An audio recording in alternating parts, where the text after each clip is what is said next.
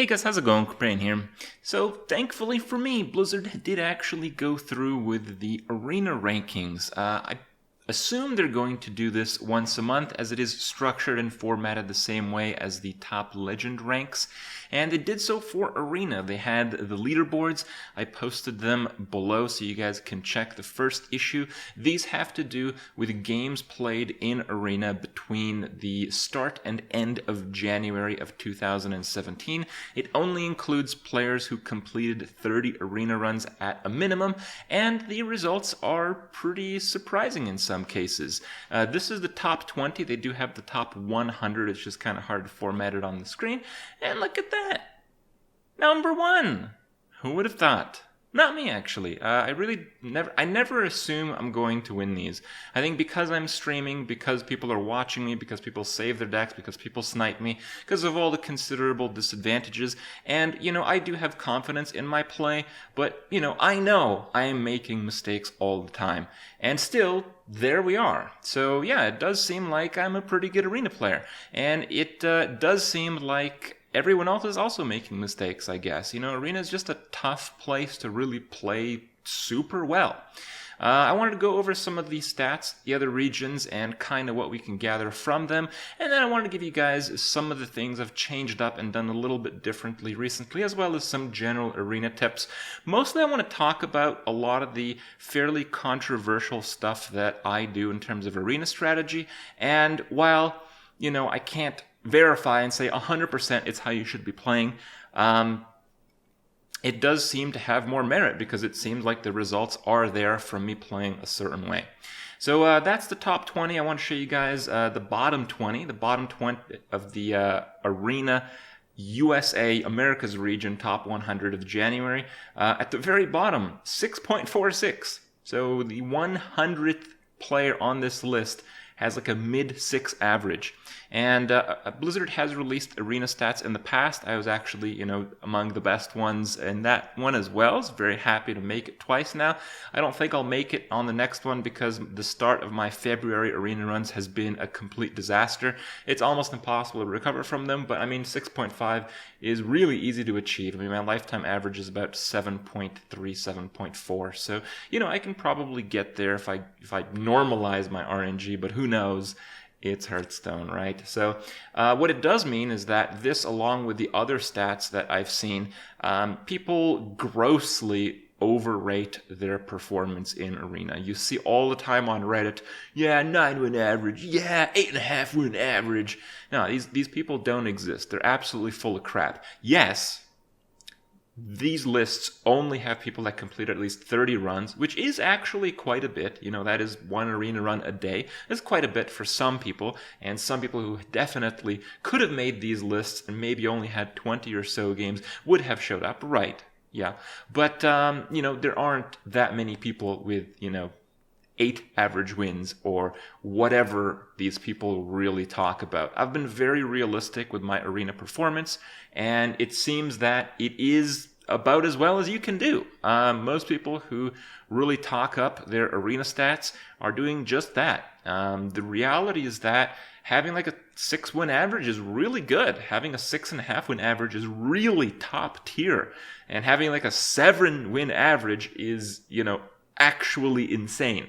So, those goals perhaps are more within reach than you may imagine.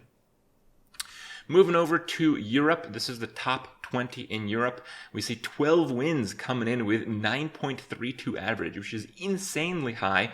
We see a few outliers at the top, which I kind of expected. I'm surprised I actually got number 1. I thought there'd be a few outliers. 30 runs is a lot of time invested in Arena, but it's still a fairly small sample size. You can certainly get very lucky. I've had areas where, I don't know about 30 games, but I have averaged like 9.9 wins across like 25 games in the past. And that was when I had that like crazy run where I did like 100 wins in 9 runs, that kind of stuff. So that this is certainly possible. And I thought we'd see a bit more of that. But again, it seems pretty conservative, though Europe's numbers seem a lot higher on the average wins at the top of the chart.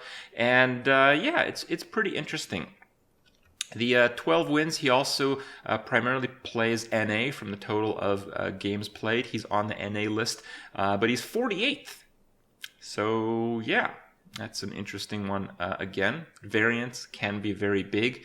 And looking at the bottom 20 on the Europe list, it being quite a bit higher than the bottom 20 on the Americas list, combined with the fact that in the previous stats, Europe had the highest overall average wins from its top players once again, seems to suggest, though doesn't prove anything, along with my experience of winning thousands of gold in Europe easily while actually losing gold in America at the same time when playing 2 Hearthstones simultaneously, seems to suggest that Arena is a bit softer in Europe. Now, softer doesn't mean like it's easy. It doesn't mean like if you go to Europe, you're going to just smash everyone and be like the god of Arena. It doesn't mean that at all. You know, we're still talking about like 0.2, 0.3 differences in average win rates.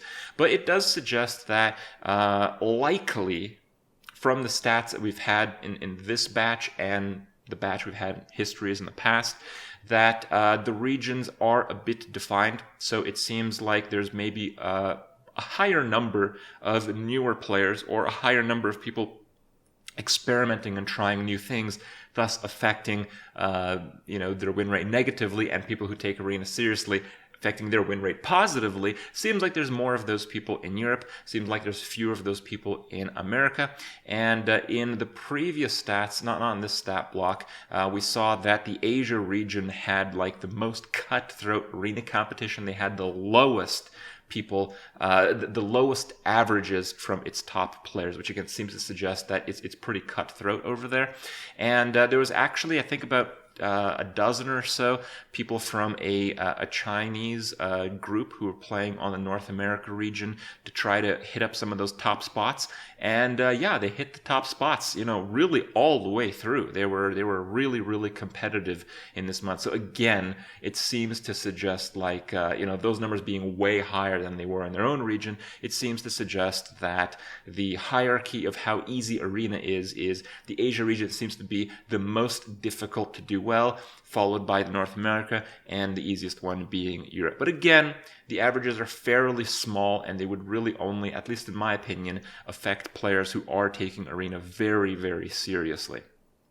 So that's about it with the stats. Pretty good stuff. I wanted just to throw out some of the things that I've been doing a little bit different lately. At the start of the Gadgetzan expansion, I noticed that even though the deck quality was relatively low in some cases, the very aggressive decks actually had an overall, certainly not case by case, certainly some aggressive decks tanked like crazy, but overall the aggressive decks seem to be doing a lot better than the good control decks. And the theory that I have with that is control decks in Arena at least kind of play themselves, kind of contrast to constructed play where you have a lot of decision making.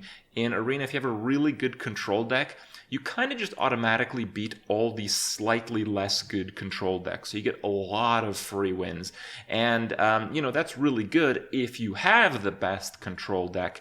But generally moving up the tiers in Arena, by the time you're at like 9 wins, 10 wins, 11 wins, you are playing literally the best decks you have ever seen in Arena. So, it's very difficult to compete with these guys when you're just bouncing deck quality versus their deck quality. So, if you're just learning Arena, if you want to see what it's like, if you want to try new things, this doesn't really affect that.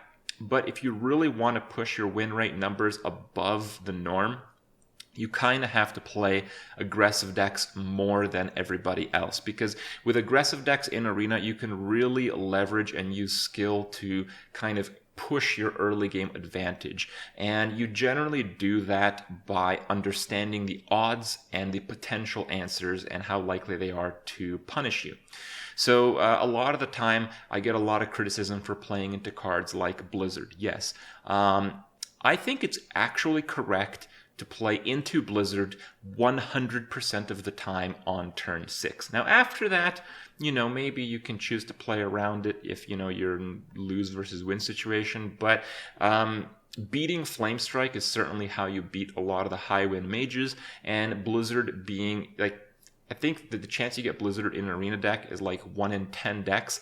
Then they have to draw it, and they have to draw it by turn 6. You can keep a Flame Strike in your opening hand as a mage, particularly if you go second, but you never keep a blizzard even if you go second. So it creates a situation where even if they have the card, and they're very unlikely to have the card, they still have to draw the card incidentally by turn 6, and that is just so unlikely. So, a lot of the time, my best arena runs are, I play the aggressive decks, even though I can make pretty decent control decks out of the draft options I'm given, and, I play into a lot of cards, more than you would think. And yes, I get punished, and then Twitch chat is like, man, you're so stupid for playing into that Krip, I can't believe I'm watching you. But then at the end of the day, it seems like this way of playing actually produces the best results. So, got to think about that a little bit. It is a frustrating way to play.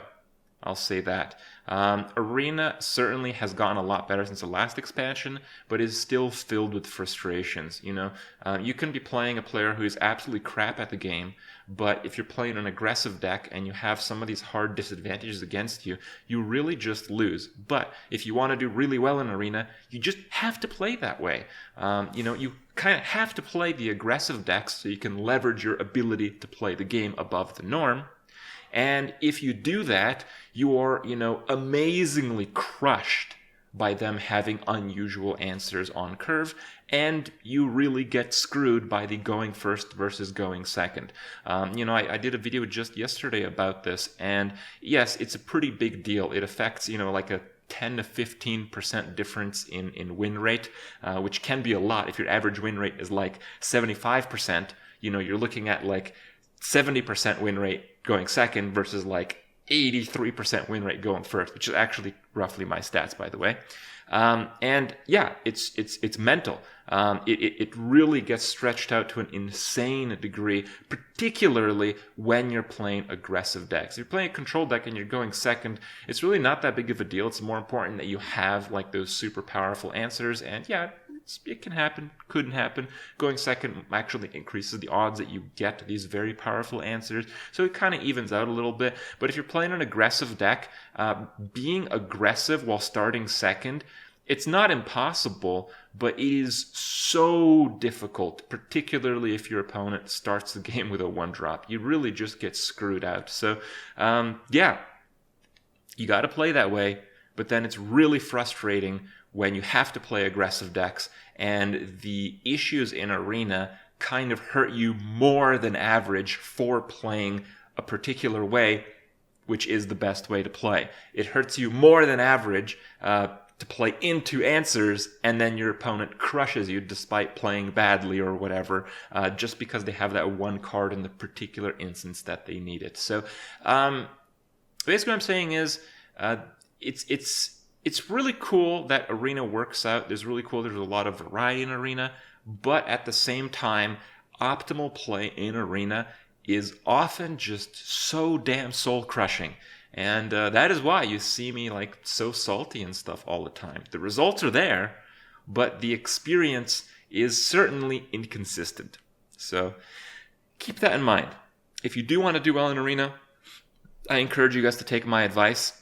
If you do want to have fun in Arena, I recommend just trying to play classes, cards, and deck types that you like playing. It's kind of why I've stayed away from classes like Priest.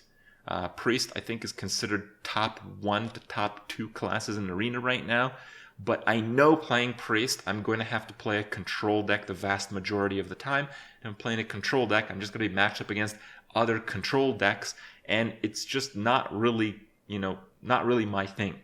I want to be able to use my ability to play the game to win more.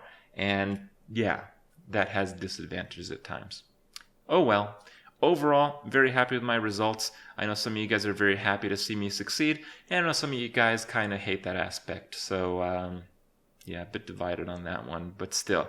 Don't worry, I don't think I'll be making February's list, but over time, I hope and should pop up on these as they continue throughout the months and years in Hearthstone. So, hope you guys enjoyed my little bit of a spiel here, the review and all the rest, and I'll see you guys tomorrow.